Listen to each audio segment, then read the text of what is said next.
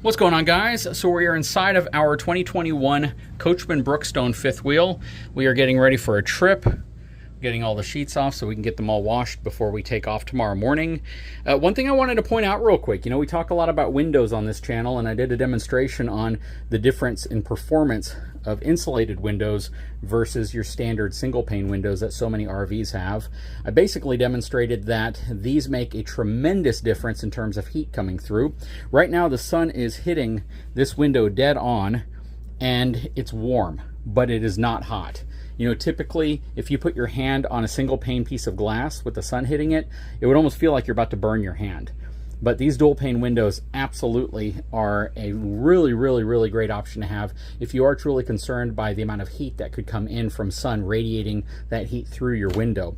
And these do a phenomenal job. Even though from an R value perspective, they may not be the greatest, from a performance perspective, they do really well. You add a screen in front of it, you've created an even better block. You add a shade in front of that, you create an even better block. So all these things are steps that you can take to help mitigate the amount of heat that gets into your RV whenever you're camping or even while you're traveling. And to kind of put that into context right now, it is 96 degrees outside and it feels like 108 degrees.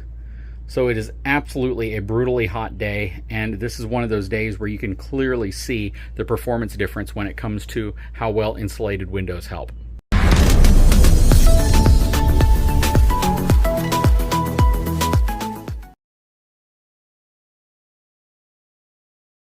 Okay, so I have had an opportunity to test just about every type of inflator on my channel, at least the well-known ones, even to some of the less well-known ones. And I'm going to tell you, out of all of the portable battery-powered inflators, the Milwaukee is absolutely the champion. It fills up large tires and tires with high PSI quicker than anything else I've ever used. Typically, if I'm using my DeWalt one, it probably takes me 15 minutes almost per tire to get it to 115 PSI. These tires are rated for well above that, but I only put them at 115 basically because of the amount of payload that they'll be carrying. And this thing is a rock star. It works so well. It is so fast. It maybe takes 4 minutes to fill a tire up from about 90 to 115 PSI. So very impressive. Not a sponsored item. I think some of you may know, I've been trying to slowly migrate from DeWalt to Milwaukee. I've had DeWalt tools forever. I have tons and tons of them. So this process takes a while, and slowly I'm trying to increase my my stockpile of Milwaukee stuff. And this thing is an absolute beast.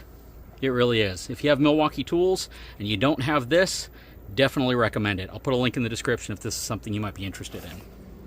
Okay, so a lot of folks ask me about my checklist and what do we do in preparation to go camping with the RV. And I know a lot of people don't like to really call it camping when you're in a big fifth wheel. Let's just call it glamping. So if we plan on taking the RV out, this is what I try to do to the best of my ability. A lot of it has to do with scheduling, availability, but I always try to check off all of these items before we ever hit the road. The first one is I go around and I check the suspension. I look for anything that has excessive wear. I make sure the tires are inflated to the proper PSI. Cold weather and hot weather fluctuations can certainly wreak havoc on the pressure inside of your tires.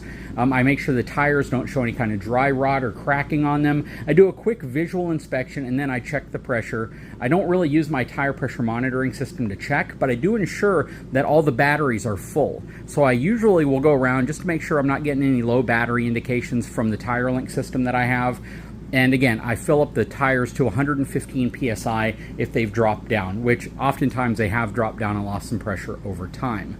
I also check all of my shackle straps, my greasable wet bolts. I add grease to all of my greasable wet bolts, so I did that recently. I look at the suspension underneath, the leaf springs, make sure that all the hangers are fine, nothing is bad. Now, you might think that that's a lot of stuff to do, but the reality of it is, besides filling your tires up, which can take some time depending on what type of air compressor you have, all the rest of that stuff takes maybe 5 minutes. It doesn't take very long to visually inspect things to make sure things are okay right there.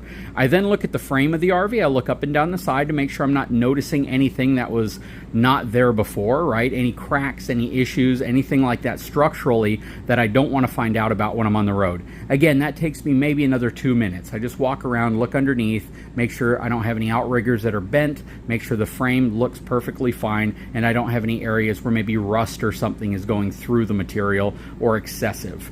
You're going to get rust on frames if you live in an area where there's salt in the air. We have a tremendous amount of it because we're right next to the coast. So I always expect to see some surface rust, but I don't want to see any rust beyond that that looks like it's permeating through the steel. Next, I go and I check the pin box. I'll look at the pin box. If there's any zerks that I can grease, I'll grease them. I'll make sure that the airbag holds pressure. That's one of those things that I'd rather do before we hitch up to the truck. So I'll put a little pressure in there just to make sure that nothing is dry rotted. I don't have any issues there. Once I've done that, I'll inspect all the bolts visually. I'll just kind of go around. Sometimes I'll grab an adjustable wrench and I'll just kind of work on them a little bit just to see if there's any movement at all. Just very, very little tugging and pushing on it just to see what's going on there. I then go around and I open up all the slides. The reason why I don't open up the slides initially is because it's easier to get to the suspension if you don't open up the slides initially.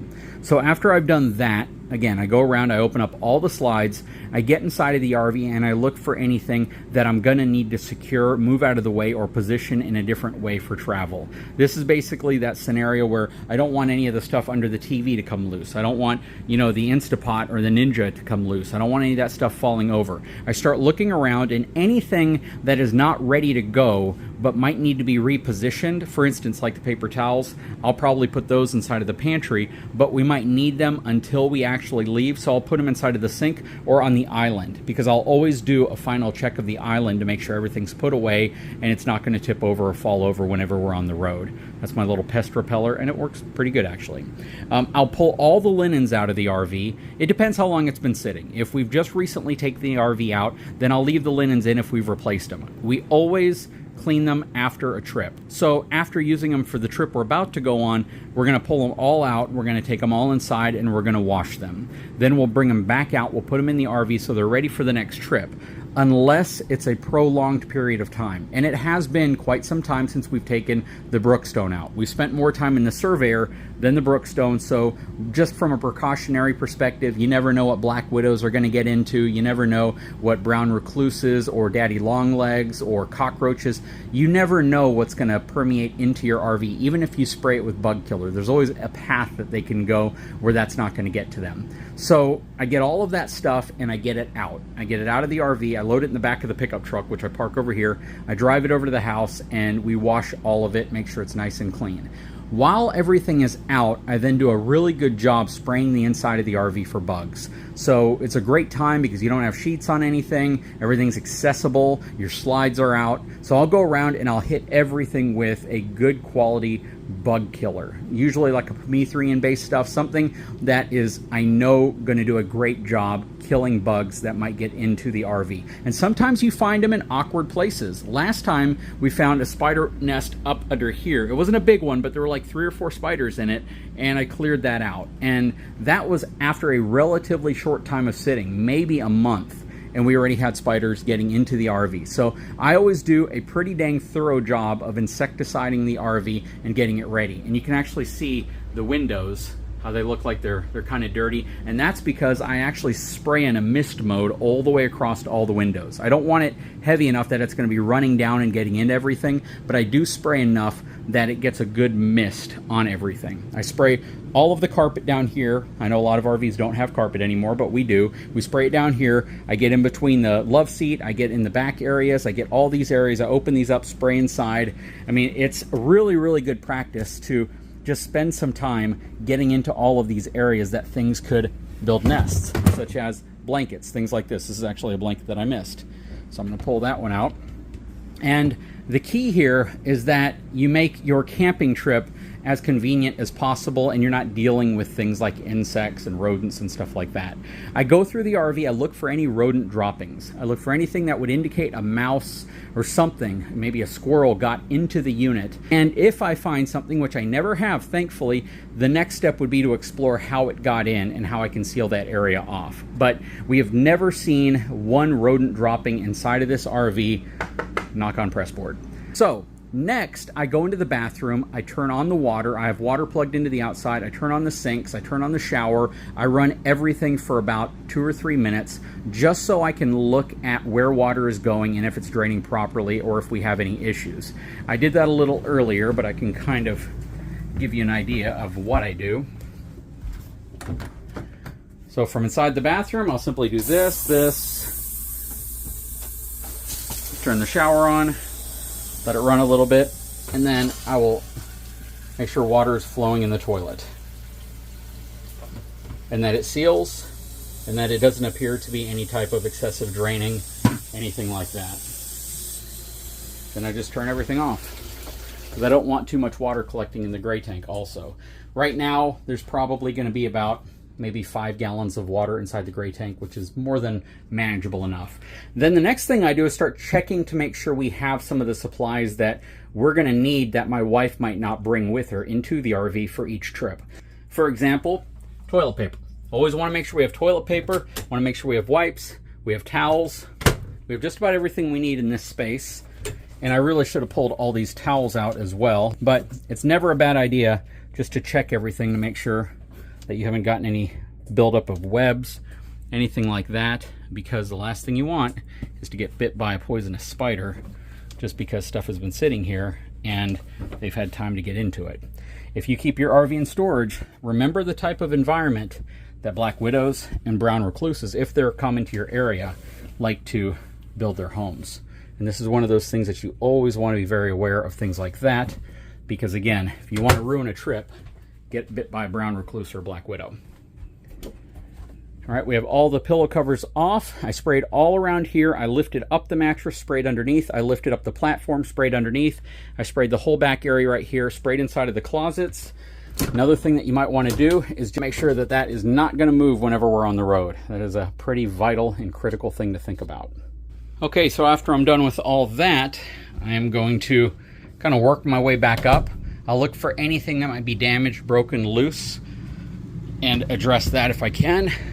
I make sure all my blinds are open. This is actually something I've started doing based off the recommendation of a lot of you full-timers. So the full-timers say that they never travel with their blinds down, so I'm gonna start traveling with the blinds up. I've never traveled with the blinds up. I always put the blinds down. So I guess the theory is that with them rocking and shaking, they're more likely to break loose. I'm not sure, but we're gonna start traveling with them up to see if there's any tangible difference. But we've never had one fall while we're traveling with them down, so I don't know what really to expect.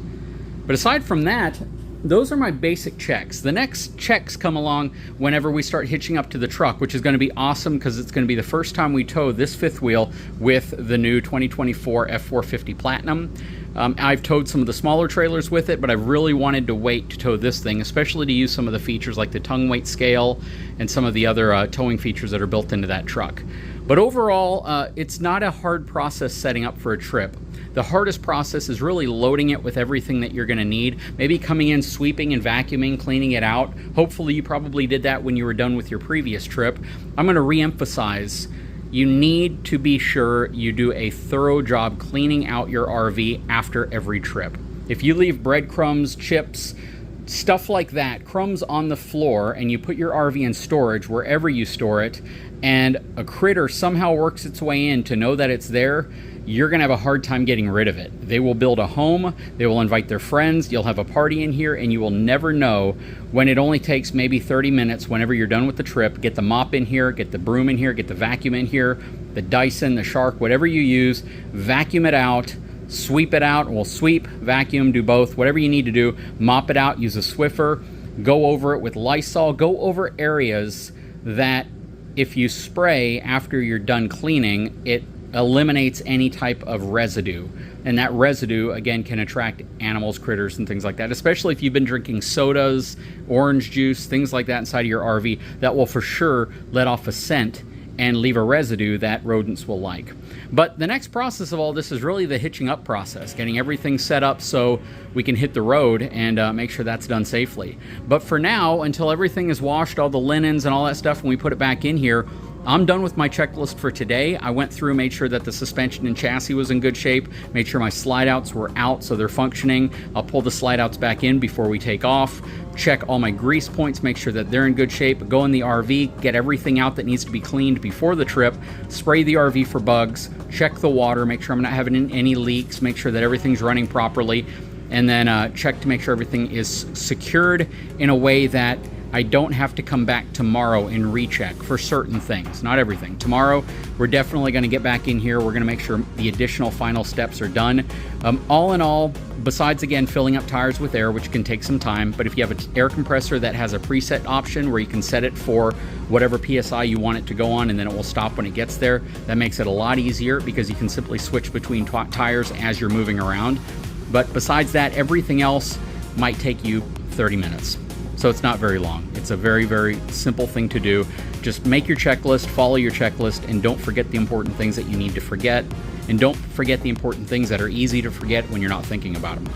Anyways, guys, I sure hope you enjoyed this video. If you haven't had a chance, please take a moment, subscribe to the channel. We'll talk to you again very soon.